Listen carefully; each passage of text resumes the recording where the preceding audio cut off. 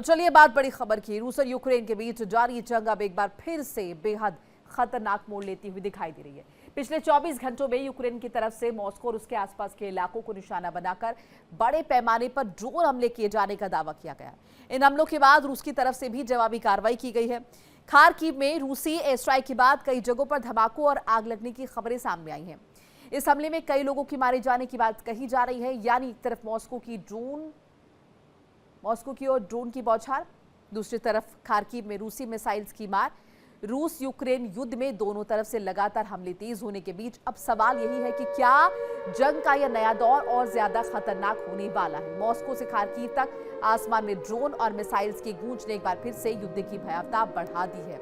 तो बड़ी जानकारी बता रहे, रूस पर यूक्रेन का सबसे बड़ा भीषण अटैक। पिछले 24 घंटे में बरसाए गए 800 से ज्यादा बॉम्ब। मॉस्को और आसपास के शहरों में भारी नुकसान की खबर आ रही है। रूस के हमले के जवाब में यूक्रेन का हमला, तो रूस के हमले के जवाब में यूक्रेन की तरफ से भी हमला किया गया है। नुकसान दोनों तरफ से हो रहा है और जाहिर है सबसे बड़ा सवाल इस बात को लेकर कि आखिर पहले झुकेगा कौन, क्योंकि जो भी समझौते की बात करेगा निश्चित तौर पर एक इंप्रेशन जाएगा कि ये देश जो है जाहिर है अब सैन्य प्रदर्शन के या फिर कहें कि सैन्य संघर्ष के मूड में नहीं है। और इसी पर ज्यादा डिस्कशन के लिए खास मेहमान हमारे साथ जुड़ चुके के करके तारुफ करा देते हैं। ग्रुप कैप्टन आशीष साहे रिटायर्ड रक्षा विशेषज्ञ, मनोज कुमार भू राजनीतिक विशेषज्ञ, डॉक्टर अजिताभ सिंह विदेश मामलों के जानकार। आप तीनों का बहुत बहुत स्वागत है। पहले रुख साहिब साहब का कर लेते हैं। साहिब साहब, गुड मॉर्निंग टू यू। और कैसे देख रहे हैं स्थिति को? लगातार हम देख रहे हैं रूस कर रहा है, फिर यूक्रेन कर रहा है, और ये जो सिलसिला है ये बदस्तूर जारी है। जैन मोनिका, ये दोनों ही नेशंस इस समय, मैं तो पिछले 1 साल से बोलूंगा, लेकिन खास करके जब से ईरान और अमेरिका का सीज फायर हुआ है उसके बाद से एस्केलेशंस बढ़े हैं। ऑब्वियस रीजंस हैं कि यूक्रेन को कुछ महीनों के लिए जो मिलिट्री हार्डवेयर की सप्लाई रोकनी पड़ी थी अमेरिका को, क्योंकि वो ईरान में एंगेज थे, उनकी जरूरत थी, वो वापस से शायद उन्होंने कुछ ऑफेंसिव वेपन सिस्टम्स देने शुरू किए हैं। कल मैं एक रिपोर्ट में पढ़ रहा था कि ऑलमोस्ट 22 बिलियन डॉलर्स का मिलिट्री हार्डवेयर पिछले 2.5-3 सालों में यूक्रेन को अमेरिका ने दिया है। आप इमेजिन कीजिए वॉल्यूम कितना उन्होंने सप्लाई किया है just to counter Russian attacks. एक दूसरा, एक बड़ी खास बात इधर ये हुई है कि जब से वो पेट्रियट के बारे में यूएसए ने, अमेरिकन प्रेसिडेंट ने कीव को बोला था कि आप अंडर लाइसेंस बना सकते हैं, और विद इन फ्यू आवर्स, 1 या 2 दिन में उसको वापस से रिकॉइल कर लिया कि अभी हम पेट्रियट के बारे में कोई लाइसेंसिंग कीव की नहीं करने वाले हैं, अभी वो नहीं बना सकते हैं। तो अपेरेंटली अमेरिका में अपनी तरफ भी जो एयर डिफेंस सिस्टम्स की कमी से जूझ रहा है, ईरान के गल्फ स्टेट्स पे किए गए हमलों में अमेरिका खुद ही जूझ रहा है। ऐसे वक्त में अपेरेंटली पेट्रियट के बनाने वालों ने बोला होगा कि अभी हम कीव में कुछ भी एक्सपेंशन नहीं कर सकते। कल की एक बीबीसी की रिपोर्ट में, जो कि बाद में शायद CNN पे भी चली, उसमें ये दिखाया गया ऑन वीडियो सिंसियर जर्नलिज्म के तहत कि कीव के आसपास पेट्रियट्स की, मतलब surface to air defence missiles की बैटरीज खाली पड़ी थी। लॉन्चर्स थे लेकिन उसमें मिसाइल्स नहीं थी, जंगलों में छिपा के रखी गई। बड़ी इंपॉर्टेंट लोकेशन पे ये मिसाइल्स लगाई गई थी कि रशिया से होने वाले हमलों को काउंटर करेंगे। तो एयर डिफेंस सिस्टम्स की कमी हो जाने की वजह से रशिया जो कीव के आसपास या पूरे यूक्रेन में अटैक्स कर रहा है, वो अब बहुत ज्यादा सक्सेसफुल हो रहे हैं। 70 to 80% टारगेट्स को हिट किया जा रहा है, जो कि cease fire of US Iran से पहले 10-15% टारगेट्स हिट हो रहे थे मेजर मिसाइल से, रशियन मिसाइल से, और बाकियों को एयर डिफेंस सिस्टम से काउंटर कर दिया जाता है, स्पेसिफिकली अगर हम पेट्रियट की बात करें। सिमिलरली, सरप्राइजिंगली, ये जो न्यूज चल रही है कि यूनाइटेड किंगडम्स ड्रोन्स की सप्लाई कर रहा है कीव को, और इस ड्रोन का बहुत major utilization for attacking, not for defending, naturally वो कीव कर रहा है towards Moscow, deep penetration towards Moscow, मतलब 1000 किलोमीटर से ज्यादा कीव अंदर जाके, और रशिया को हिट कर रहा है। और इसमें से कई ड्रोन सक्सेसफुल हो रहे हैं, क्योंकि रशिया का भी अब ये लग रहा है, हालांकि ऐसी कोई रिपोर्ट नहीं आई है ऑफिशियल, कि उनका भी एयर डिफेंस सिस्टम के एम्यूनिशंस कम हो गए हैं या खत्म हो गए। इसीलिए रशिया ने एक बहुत ही कोल्ड ब्लडेड वार्निंग इशू की है यूरोपियन यूनियन के लिए इन जनरल और इंग्लैंड के लिए खास करके, कि आप ड्रोन सप्लाई टू यूक्रेन बंद कीजिए, नहीं तो हम बहुत मेजर एक्शन लेंगे। तो ये एक फ्लैश पॉइंट हो सकता है, बिकॉज इन दोनों वॉर्स में Monika, ji. Drones have come out to be a major major issue. बहुत छोटे, बहुत सस्ते, very easy to manufacture and potential to damage small good targets without getting detected और विदाउट गेटिंग कॉर्नर्ड। क्योंकि ये ड्रोन्स जा रहे हैं तो अब मेजर देश या मेजर यूएस मिलिट्री बेसिस अपने मेजर पेट्रियट सिस्टम या उस तरह के ग्राउंड टू एयर सिस्टम्स को लॉन्च नहीं कर रहे हैं, क्योंकि ये बहुत महंगे सिस्टम्स होते हैं और एक छोटा सा ड्रोन है तो ये इंपैक्ट होने दे रहे हैं। This is very very surprising. तो इसलिए मुझे लगता है कि ये जो लड़ाई है अब ये सेल्फ डिस्ट्रक्टिव मोड में है। दोनों के टारगेट फोल्डर्स अब चेंज हो गए हैं, स्ट्रेटेजिक नहीं रहे, मिलिट्री नहीं रहे। यूक्रेन के सिविलियन टारगेट्स को रशिया हिट कर रहा है और रशिया की ऑयल रिफाइनरीज को, पावर जनरेटिंग प्लांट्स को, और अब तो वहां का जो रशियन अमेजन बोलते हैं उसके स्टोर हाउसेज, मतलब जनरल जो आदमियों के इस्तेमाल के सामान का सप्लाई चेन है, उसको भी यूक्रेन हिट कर रहा है रशिया में, जो कि एक वॉर क्राइम है और ये जेलेंस्की को बहुत महंगा पड़ेगा। जी मोनिका। बिल्कुल। जंग के बीच अमेरिका फिर बना यूक्रेन का मददगार, जिस तरह की जानकारियां आ रही है, यूक्रेन को खुफिया जानकारी मुहैया करवा रहा है अमेरिका।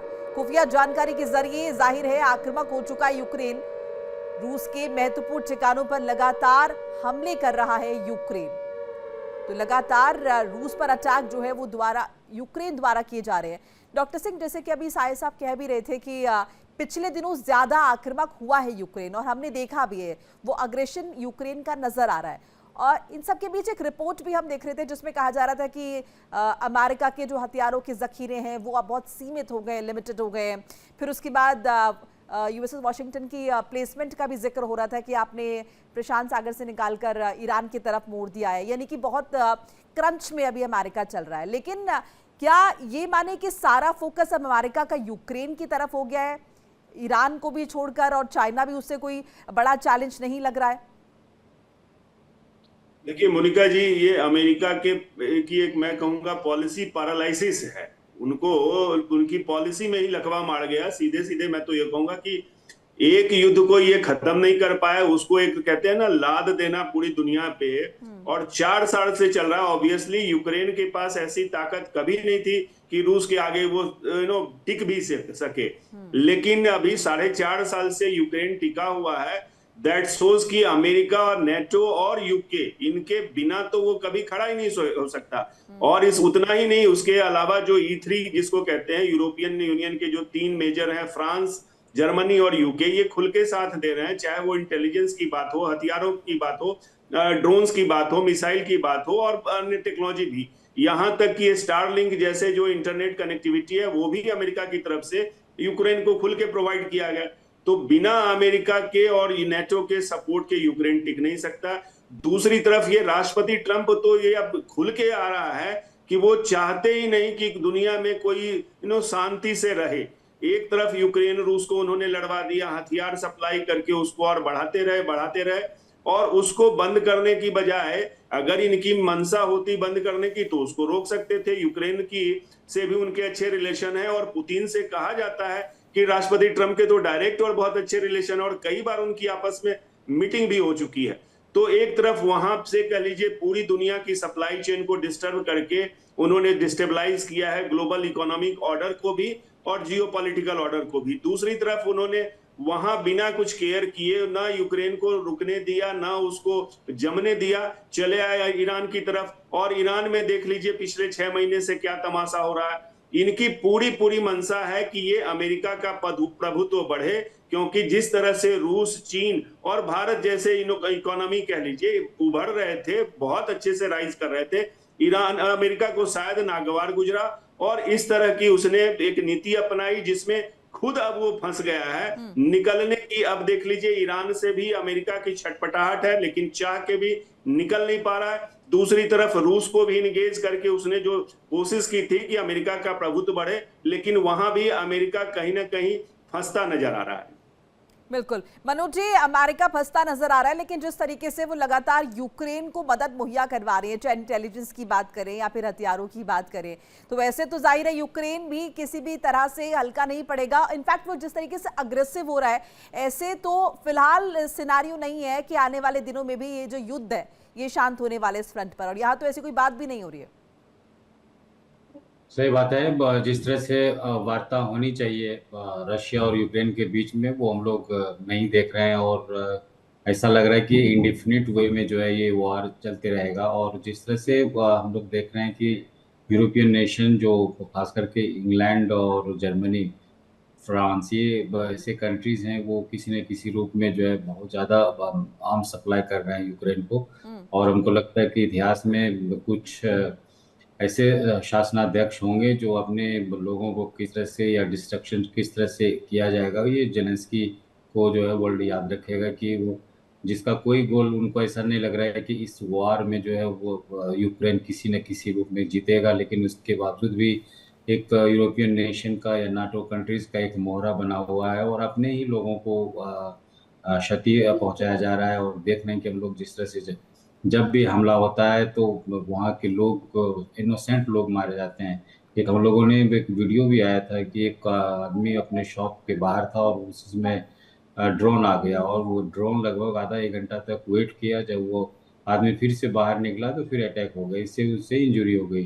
तो हम लोग देख रहे हैं कि न्यू न्यू टेक्नोलॉजी जो है इस वार में यूज हो रहा है। और जिस तरह से ब्रिटेन ने आर्म्स सप्लाई किया है और रशिया ने इसको एलिगेशन भी लगाया कि आपने जो ये ड्रोन या और जो इक्विपमेंट्स दे रहे हैं, ये अच्छी बात नहीं है। हालांकि यूके का ये कहना है कि 100% जो है यूक्रेन को हम समर्थन देंगे। और हालांकि यूरोपियन नेशन को भी जो है कंपेल करना चाहिए या अमेरिका सब मिल करके कि एक वार्ता तो शुरू हो। लेकिन ऐसा कुछ दिख नहीं रहा है। जिस तरह से ट्रम्प का हालांकि बीच बीच में स्टेटमेंट आते रहता है कि वर्ल्ड में हम पीस लाएंगे, चाहे यूक्रेन हो, रशिया हो। मनोज जी, लेकिन क्या लगता है कि क्या किसी की नियत ही नहीं है कि ये युद्ध जो है खत्म हो? इसमें ये लग रहा है कि किसी न किसी रूप से रशिया को और कितना कमजोर किया जाए। लेकिन रशिया एक वन ऑफ द पावर रहे हैं और स्वाभाविक है कि आर्म्स की अगर बात करें, डिफेंस की अगर बात करें, तो अभी भी जो है वो पावरफुल कंट्री है। तो उनको कुछ होने वाला नहीं है। लेकिन इससे ज़्यादा क्षति जो है वो यूक्रेन को ही होना है इस युद्ध में। लेकिन अभी तक वो समझ नहीं पा रहे हैं। और ऐसा लग रहा है कि इससे जो है, जिस तरह से हम लोगों ने देखा कि डोनाल्ड ट्रंप ने भी कहा कि जो भी रशिया से तेल खरीदेगा उस पर सेक्शन लगाएंगे, और लगा भी दिया है। तो किसी न किसी रूप में वो अमेरिका हो चाहे यूरोपियन कंट्री हो, वो रशिया को कमजोर और करना चाहता है ताकि एक पावर जो है वो उनके सामने खड़ा न हो जाए। हालांकि चाइना के प्रति ट्रंप हो चाहे यूरोपियन कंट्री हो, उनके प्रति को खास एडवर्स स्टेटमेंट या उनका ये जो सोच है वो नहीं है। लेकिन रशिया के प्रति है। और किसी जर्मन से मैंने बात किया तो उन्होंने बोला कोई बात नहीं है, चाइना आगे बढ़ जाए, उससे कोई दिक्कत नहीं है, लेकिन रशिया को और हम कमजोर करना चाहेंगे। तो एक लोगों में भी एक भावना है, चाहे यूरोपियन कंट्री हो चाहे अमेरिकन हो, कि रशिया को और कमजोर किया जाए। ठीक है, यूक्रेन के पूर्व रक्षा मंत्री मिखाइलो फिडोरोव का एक स्टेटमेंट बता देते हैं जो कि सामने आया है। रूस का मकसद केवल हमारी जमीन कब्जा करना नहीं है, रूस का मकसद कुछ और है। रूस का मकसद है यूक्रेनी सत्ता को खत्म करना। रूस को बताना होगा कि हम अपनी सरकार चुन सकते हैं, यूक्रेनी लोकतंत्र क्रेमलिन की मर्जी पर निर्भर नहीं होना चाहिए। ये एक स्टेटमेंट आया है मिखाइलो फिडोरोव का, यूक्रेन के पूर्व रक्षा मंत्री हैं। और साई साहब, कहीं ना कहीं स्टेटमेंट के जरिए यूक्रेन की तरफ से ये भी बताने की कोशिश की ये लड़ाई वर्चस्व की नहीं, ये लड़ाई अस्तित्व की है। देखिए, इसमें कोई डाउट नहीं है मोनिका कि यूक्रेन में भी एक हिस्सा जो प्रेजेंट लीडरशिप है उसके खिलाफ है अच्छा खासा।